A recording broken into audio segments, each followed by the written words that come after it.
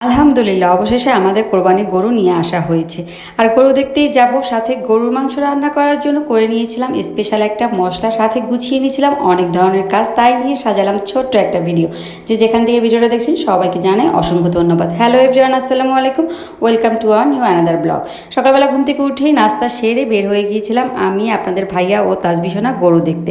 গরু গতকাল রাতেই আনা হয়েছিল, মানে কোরবানির গরুটা গতকাল রাতেই আনা হয়েছিল। অনেক রাত হয়ে যাওয়ায় আমি যাইনি, তাজবিশোনাকেও পাঠাইনি, তাই চিন্তা করলাম সকাল সকাল গিয়ে গরুটা দেখে আসি।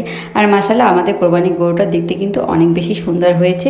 তো গরু দেখে অনেকটা সময় ছিলাম ওখানে, তারপর বাসায় চলে আসলাম। বাসায় এসে গরুর মাংস রান্না করব, তার জন্য তো একটা স্পেশাল মশলা তৈরি করে নিতেই হয়।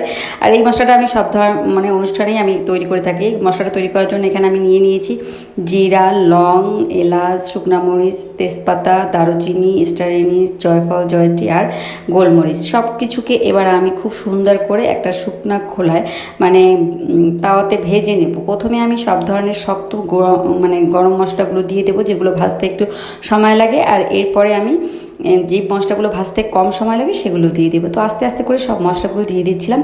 এরকম করে যদি মশলাটা বাসায় তৈরি করে নেন তাহলে বাহির থেকে আর কিনে আনতে হয় না। আর বাসায় তৈরি সব কিছুই স্বাস্থ্যসম্মত, আর এটা দিয়ে রান্না করলে ফ্লেভার এত সুন্দর আসে তা আর কি বলবো। আর খেতেও কিন্তু অনেক বেশি মজার হয়। আর এই তো আমি সব কিছুকে আস্তে আস্তে দিয়ে খুব সুন্দর করে ভেজে নিয়েছিলাম মিডিয়াম আঁচে। অবশ্যই চুলার আঁচটা মিডিয়ামে রাখবেন, হাইটে রাখবেন না, এতে করে পুড়ে যাবে, মশলার ফ্লেভার নষ্ট হয়ে যাবে আর দেখতেও ভালো লাগবে না রান্নার পরে তরকারিতে দিলে। তো আস্তে আস্তে করে সব ধরনের মশলা দিচ্ছিলাম আর ভেজে নিচ্ছিলাম।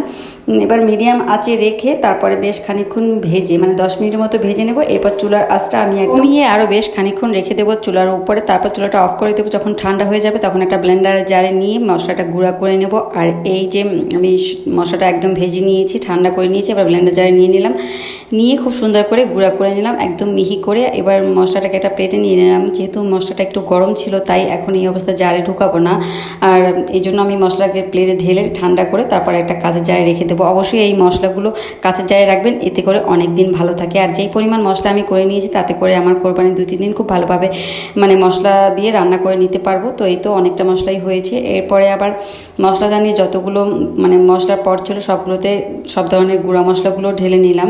এতে করে দেখা যায় কোরবানিতে তো অনেক ধরনের রান্নাবান্না করা হয়, আমার রান্নার কাজগুলো অনেক বেশি সহজ হয়ে যাবে। সব ধরনের মশলা এখানে নিয়ে নিয়েছি। আর সাথে অনেকগুলো মুরগি আনা হয়েছে, সেই মুরগিগুলোকেও এখন গুছিয়ে ফ্রিজে রেখে দেবো। অনেকগুলো পেঁয়াজও কেটে নিয়ে নেওয়া হয়েছে, আর যেগুলো মানে আরও বাকি লাগবে সেগুলো খালাকে দিয়ে কাটিয়ে নিব। তো এরপর দুপুরে রান্নাবান্নাটাও সেরে নিচ্ছিলাম, ফাঁকে ফাঁকে অন্যান্য কাজগুলো গুছিয়ে নিয়েছিলাম। যেহেতু আগামীকাল কোরবানি তাই অনেকগুলো কাজ জমে ছিল, বা যেই কাজগুলো করতে হবে সব কাজগুলো আজ খুব সুন্দরভাবে গুছিয়ে নিয়েছি আলহামদুলিল্লাহ। তো এইদিকে দুপুরের খাবারটাও রান্নাবান্না করে নিলাম, সব কিছু গুছিয়ে দুপুরের খাবারটা খেয়ে নিলাম। তো আজকে ভিডিওটা এই পর্যন্ত, সবাই ভালো থাকবেন, আল্লাহ হাফেজ।